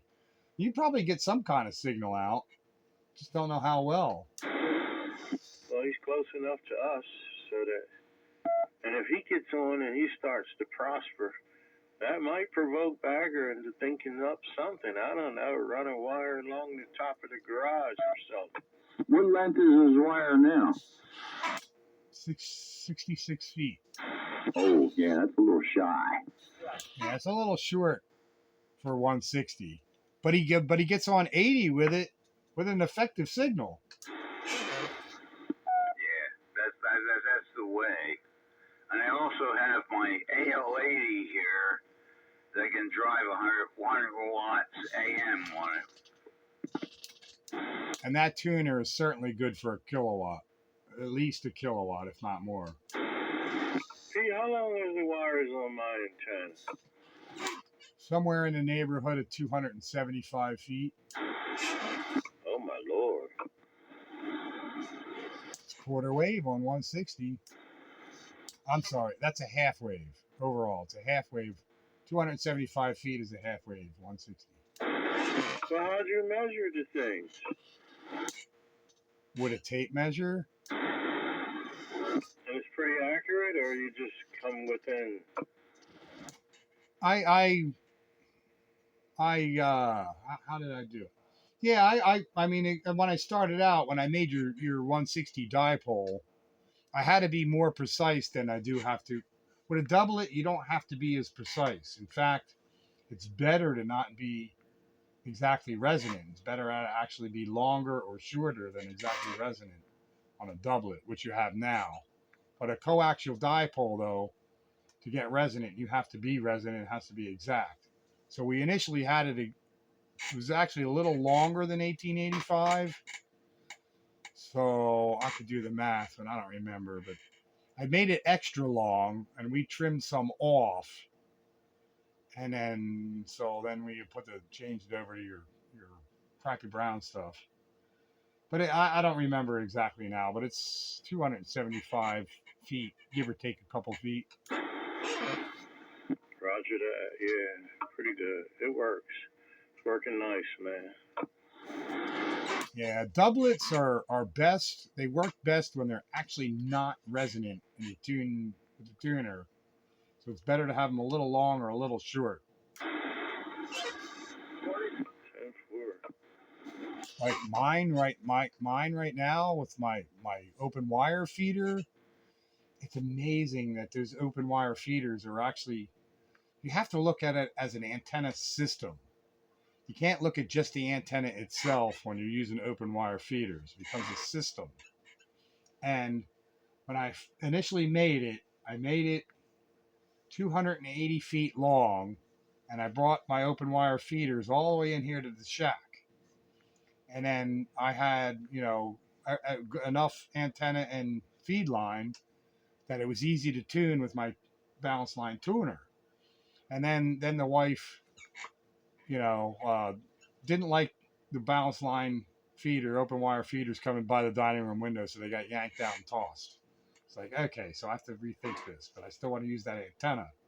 So I mounted my balance line antenna tuner out in my shed, in the wall of my shed, and I brought the feeders over there and got coax from here to the shed. So I had to cut 8 feet off of my my feeders to so it wasn't too long to make it to the shed without trying to do something with the extra. It's not like coax. You have to be right exact to the place. You can't just ball it up in a corner or whatever. So I cut 8 feet off, and I went to tune the thing, and it was really hard to tune, and I had to use all my inductance to get it tuned, and I didn't like having to use all my inductance available to tune the thing. So what I did, just as an experiment, I took that 8 feet, two pieces of 8 feet wire that I cut off the balance feeder, and I added those to the end of the actual antenna. 8 feet to this end, 8 feet to that end. So now it's 200 and, what was that? 80 plus 16, 96, 200. Now it's 296 feet long. But my tuning wound up right back where it should be, where I didn't have to use all my inductance. It's the same tuning that I had when I had the whole thing in here. So if that makes any sense to you, that it becomes an antenna system. It's not just the antenna when you're using open wire balanced feeders. All right, yeah. I don't understand the way that thing works, though, how that, the inductance and that capacitance and those tuners, but I'm glad for them. Yeah, you got to have the proper capacitance and inductance in the antenna system to transform to the 50 ohm load that the coax and the transmitter want to see. Makes sense to me. JR, are you still there? Oh yeah, I'm still here. I didn't go nowhere. I'm just, believe it or not, chewing on a radish. Radishes are good with lots of salt. Yeah, a lot of people don't like them. I don't know. I always had a fetish for them. Yeah, I like radishes. Cut the roots off, the either ends off, salt them up, and pop it in your mouth. About dicoms. I think that's what they're called, dicoms. What was that, Joker? I think they're called dicoms or something. It's like a longer radish. They're usually just white. I think that's what they're called. Well, they might be a winter radish. These are the red round ones. Yeah, I love them. The other ones are pretty good too. I have to look it up, see what they're actually called. Yeah, I like the red round ones and hit them with a salt shaker. I believe that all of the foods that grow underneath of the earth are good for you. If you can pick it and eat it, it's good for you. With, certain exceptions, the stuff that will kill you, but... Root vegetables is what you're looking for. Root vegetables are good. Carrots, radishes, potatoes. Yeah, I kind of think that stuff is good for you. Even them turnips, as nasty as they taste, I believe that stuff is good for you. Yeah, all the root vegetables are good for you for sure. Well, anyway, that's my nighttime snack. I don't do the salt, though, although I would like it, but, too much salt's not good for my something. Roger that, yeah. I told you about that experience I had with horseradish for the first time, right?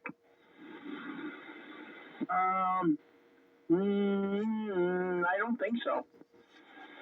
Get rid of that white table salt, Torson's or whatever it is, with the little chick on it with the umbrella. Get yourself some real salt, and it won't hurt your body at all. My great-grandfather lived to be 105, and he snow-capped everything with salt. And what salt are you referring to that's not bad for you? There's quite a few out there. I use Redmond's real salt, Redmon, Redmond's.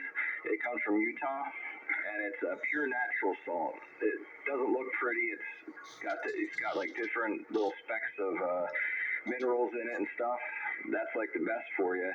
If you eliminate salt from your diet, your body actually has to work more to make the salt that it needs, and it starts pulling calcium out of your bodies, makes your kidneys work harder, actually raises your blood pressure. And you need iodine. That's not an additive in a lot of those natural salts. So you gotta be careful. You still need the iodine. Well, I take an iodine supplement, but but I was gonna say the salt everybody uses, they say is so bad for you. It's just bleached salt. They kill all the good stuff out of it and just make it white. Something I did not know. But, however, salt's salt. Good salt, bad salt. It all tastes good. And then the big push one now is the sea salt. I love sea salts. I listen to probably 20 hours a week of nutritional podcasts. Oh, yeah, that's going to drive you nuts. It drives you nuts when you hear what they're saying and show the documentation, which goes completely against what the medical professionals and everybody's been lying to you about. It makes me go nuts. Yeah, I don't know. I don't want to. I guess I don't want to have to think about it. I don't want to have to be out in the field grazing. Yeah, the way to avoid going nuts is listening to 20 hours a week worth of nutritional information on podcasts. Well, that listening to podcasts did more for me than the 5 years of doctors and stuff that I've been paying for. I kind of healed myself. I'm on a pretty high fat, high cholesterol, I guess you would say, high salt diet. Well, again, my great grandfather lived to 105. He never listened to a single nutritional podcast in his life, nor did he listen to the doctors. He drank wine every day. He ate what he wanted to eat, and he salted everything with a snow cap and lived to be 105. So there's something there. Well, he grew up eating real food in the beginning, so that was a big bonus for him. He had all the healthy fats and all the cholesterol that he needed growing up, so his body was able to form correctly. And then he didn't listen to doctors, so that's another bonus. Never ever listen to a doctor for nutrition.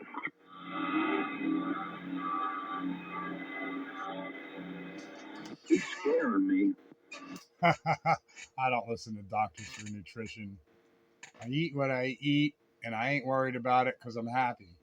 Speaking of happy, I'd like to stay here and be some happy playing radio with you guys, but it's getting late. I gotta go. My eyelids are drooping, and I gotta shut off the video gate. But it has been running till now.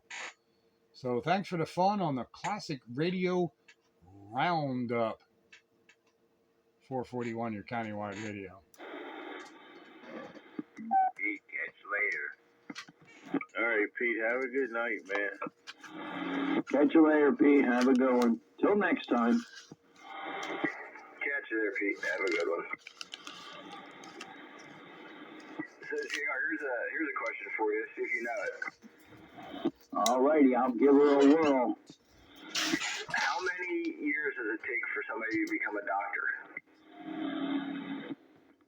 Well, that I really don't know. I don't know. I do not know. So on average, a doctor goes to school for 7 years. Do you know how much of that is spent on actual nutrition? 1 week. Yeah, on average, they get less than 20 hours in those 7 years on actual nutrition. And then even actual nutrition is a bunch of bogus lies anyway. My wife, she got her bachelor's degree in nutrition, and that's what led us down this whole rabbit hole of something's not right here. Oh, okay. All right. Well, I don't know, I know there's some things that's obvious it's not good, but then again,